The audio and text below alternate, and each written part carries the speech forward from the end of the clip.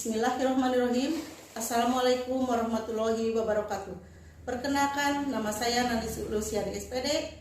Saya diangkat menjadi ASN di lingkungan Dinas Pendidikan Provinsi Jawa Barat pada tahun 2008 dan ditugaskan menjadi guru SLB ABC Putra Pasundan 1 Kota Banjar. Alhamdulillah saya dipercaya menjadi Wakasek Humas dari tahun 2004 sampai dengan sekarang dan ditugaskan mengajar di kelas 12, 11, dan 10 tunagrahita serta menjadi penanggung jawab program operasional Tata Boga dan dalam bidang olahraga. Alhamdulillah dalam membimbing vokasional Tata Boga saya menggali potensi juga membuat kue-kue dan snack-snack serta mencoba memanfaatkan sumber daya alam yang tersedia berupa buah pepaya yang berada di kebun belakang sekolah untuk dijadikan makanan inovatif. Sekian dari saya.